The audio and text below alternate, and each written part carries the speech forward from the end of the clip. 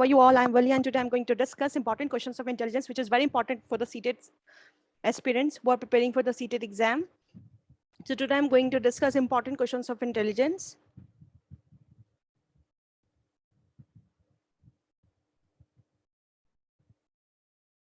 So the first question is, this test was developed to test the intelligence of Indian population. इस test को develop ही इसलिए किया गया था कि हम जो इंडियन पॉपुलेशन है उसके ऊपर टेस्ट कर सके, उनका इंटेलिजेंस टेस्ट कर चुके हैं। अगर हम उनका इंटेलिजेंस टेस्ट करना चाहें तो उसको हम कैसे करेंगे, इस टेस्ट को उसी के लिए डेवलप किया गया था। इस टेस्ट के अंदर 5 सब टेस्ट इंक्लूड होते हैं, जैसे कि Kohs block design test, Alexander pass along test, pattern drawing test, immediate memory test and picture construction test. जो कि जब मैंने आपको टाइप्स ऑफ इंटेलिजेंस टेस्ट कराए थे तो उसके अंदर मैंने ये सारे टेस्ट आपको बताए थे कि ये टेस्ट किस किस के अंदर कराए जाते हैं। इंडियन पॉपुलेशन के लिए कराए जाते हैं, इलिटरेट सोल्जर्स के लिए कराए जाते हैं। तो इसके बारे में हम थोड़ा सा देख लेते हैं कि जो हमारा भारतीय बैटरी टेस्ट था, जो कि जिसने दिया था चंद्रमोहन भाटिया ने दिया था 1955 में, and this test was developed to test the intelligence of Indian population. इस टेस्ट को डेवलप इंडियन पॉपुलेशन के लिए किया गया था for the childrens and the less educated illiterates. इस टेस्ट के अंदर 5 टेस्ट थे, जो कि हमारा कोहस ब्लॉक डिजाइन टेस्ट था, अलेक्जेंडर पास अलोंग टेस्ट था, पैटर्न ड्राइंग टेस्ट था, इमीडिएट मेमोरी टेस्ट जिसके अंदर हम डिजिट्स को रिपीट कर करके देख सकते हैं, टेस्ट ले सकते हैं, अलग अलग तरह का पैटर्न बना के आप चेक कर सकते हैं बच्चा पैटर्न मैच कर पा रहा है नहीं कर पा रहा है। पिक्चर कंस्ट्रक्शन टेस्ट, आप डिफरेंट डिफरेंट पिक्चर्स के ब्लॉक्स देंगे जिसको बच्चा सैम्पल करेगा। तो ये सारे टेस्ट हमें भारतीय बैटरी टेस्ट में पढ़े थे, तो इसलिए इसका आंसर हो जाएगा हमारा भारतीय battery of performance test. Next question है, Raven's progressive matrices RPM is a. आपको बताना है कि जो रेवेंस प्रोग्रेसिव मैट्रिक्स था वो कैसा टेस्ट था, इसके बारे में थोड़ा सा पढ़ लेते हैं क्योंकि ये मैंने अपने नोट्स में आपको नहीं पढ़ाया था। तो this test was developed in England. ये जो टेस्ट था वो इंग्लैंड में डेवलप किया गया था, and it consist of geometric figures and designs. इसके अंदर क्या क्या चीजें आती हैं आपकी, ज्योमेट्रिक फिगर्स आती हैं, डिजाइंस आते हैं। This subject finds out the relationship between figures and appropriate parts for the completion of each pattern of relations.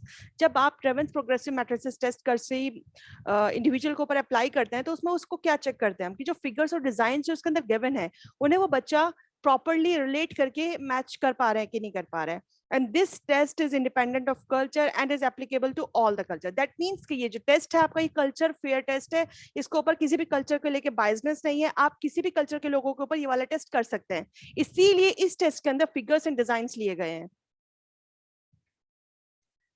इसको हम कैटल्स कल्चर फेयर टेस्ट बोलते हैं। This test was developed by RB Cattell because this test has 3 scales and the scale 1 for the use for 4 to 8 years individuals, and the scale 2 used for the 18 years, and the scale 3 mean for 15 years and above। 15 years and above के लिए scale 3 use किया जाएगा।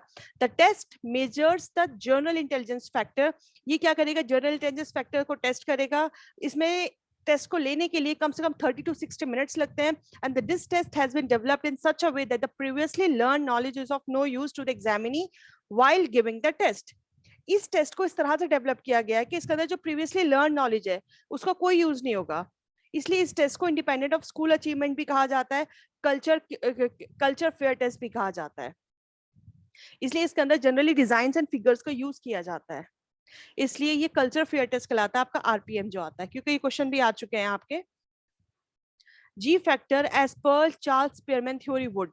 जो G factor है जो कि हमने Charles Spearman की थ्योरी में पढ़ा था वो क्या है, डिफरेंट होता है डिफरेंट एक्टिविटीज सेम इंडिविजुअल के लिए। पहले तो आपको पता होना चाहिए जी फैक्टर क्या था और एस फैक्टर क्या था। हमने 2 फैक्टर्स पढ़े थे, जी factor for the general intelligence and the S factor for the specific intelligence. Specific factor के बच्चे के अंदर कोई स्पेसिफिक एबिलिटी उसके लिए स्पेसिफिक था। जी फैक्टर जो था for the general intelligence, general mental ability के लिए था।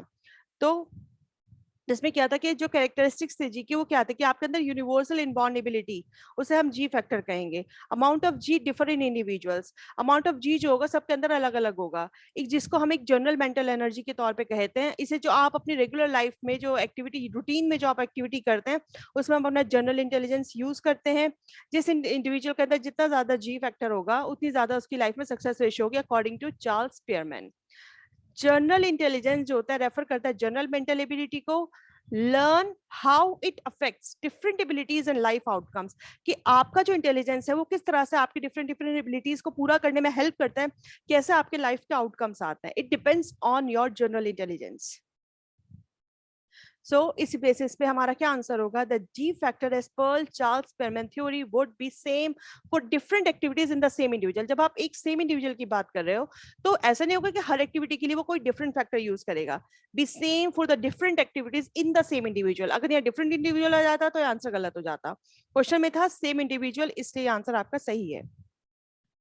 A person was very weak in maths, एक पर्सन जो है वो बहुत वीक है मैथ्स में, but he got good training and tuition in this subject. लेकिन उसने क्या किया, जब वो वीक था मैथ्स में, उसने ट्यूशन लगाया, एक अच्छी ट्रेनिंग ली and able to score good marks. फिर क्या हुआ, उसके गुड मार्क्स आने लगे। Which factor is being improved, अब आपको ये बताना है कि इसके अंदर उसका कौन सा फैक्टर इंप्रूव किया। तो पहले तो आपको ये पता होना चाहिए कि क्वेश्चन किस थ्योरी से आया है।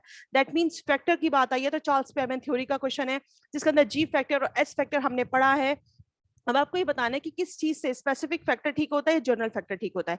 ये बात हम जानते हैं कि जो जनरल फैक्टर होता है आपका जनरल मेंटल एबिलिटी होती है, जनरल मेंटल एनर्जी होती है, जो आप अपनी रेगुलर लाइफ में एक्टिविटी में यूज करते हैं।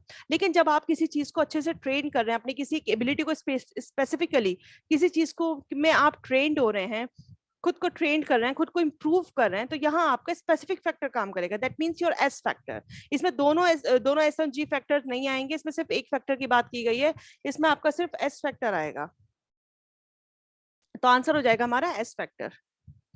Which of the following are three forms of intelligence? इनमें से क्या है, थ्री फॉर्म्स ऑफ इंटेलिजेंस के बारे में बात की है as per multi factor theory of intelligence. That means कि हमारी जो मल्टी फैक्टर थ्योरी थी उसके अंदर हमने तीन तरह के इंटेलिजेंस पढ़े थे, concrete, abstract and the social intelligence, जो कि हमें थॉर्नडाइक ने दिया था। तो अब आप देख सकते हैं कि इसमें तीनों इंटेलिजेंस किस में गिवन है हमारे। डाइवर्जन की बात नहीं कही गई थी, कन्वर्जन की बात भी नहीं कही गई थी, कन्वर्जन की बात भी नहीं कही गई थी। दैट मीन्स सी जो है हमारा आंसर हो जाता है। A child can understand mathematical equations while studying geometry। जब एक बच्चा ज्योमेट्री पढ़ रहा है तो वो कहीं ना मैथमेटिकल इक्वेशंस को भी समझ पा रहा है। इस तरह का इंटेलिजेंस किस तरह की मल्टीफैक्टर थ्योरी ऑफ इंटेलिजेंस के ऊपर डिपेंड करता है। हमने पढ़ा था एब्स्ट्रैक्ट इंटेलिजेंस क्या होता है, सोशल इंटेलिजेंस क्या होता है, क्रिएटिव इंटेलिजेंस क्या होता है। क्रिएटिविटी जो बच्चे के अंदर क्रिएटिव करके एक्सपीरियंस करके कोई चीज सीखता है। सोशल इंटेलिजेंस जब बच्चा सोसाइटी से सीखता है। एब्स्ट्रैक्ट इंटेलिजेंस जहां बात आती है एब्स्ट्रैक्ट इंटेलिजेंस की, दैट मीन्स कि वो इमेजिनेशन उसकी इतनी स्ट्रांग हो चुकी है कि उसका हाइपोथेटिकल डिडक्टिव रीजनिंग बहुत स्ट्रांग है, तब वो ये काम कर पा रहा है। तो दैट मीन्स इसका आंसर क्या हो जाएगा हमारा, जब मैं मैथमेटिकल इक्वेशंस बच्चा अच्छे से समझ पा रहा है, जब वो ज्योमेट्री पढ़ रहा है, दैट मीन्स कि उसका एब्स्ट्रैक्ट इंटेलिजेंस जो है वो अच्छे से इंप्रूव हो गया है। Which of the following test for the intelligence is independent of culture? ये मैंने अभी पढ़ाया आपको, जो हमारा रेवेंस प्रोग्रेसिव मैट्रिक्स टेस्ट था वो कल्चर फेयर टेस्ट है हमारा। तो this is the kettles culture, ओहो इसका आया नहीं आंसर। इंडिपेंडेंट ऑफ कल्चर होता है वो है हमारा कैटल्स कल्चर फेयर टेस्ट, जो कि इंडिपेंडेंट ऑफ कल्चर है। इसलिए इसके अंदर हम लोग डिजाइंस और फिगर्स यूज करते हैं, क्योंकि इसके अंदर किसी भी कल्चर के ऊपर डिपेंड नहीं करता, प्रीवियस नॉलेज के ऊपर ये डिपेंड नहीं करता। तो ये है हमारा आज का lesson and thank you for your attention friends. Stay blessed and enjoy learning. और नेक्स्ट लेसन में मैं आपके कुछ इंपॉर्टेंट क्वेश्चन जिसके और बच्चे हैं वो करके हम इसको खत्म करेंगे, फिर कोई नया टॉपिक आपके लिए लेके आऊंगी। So thank you friends, stay blessed and enjoy learning.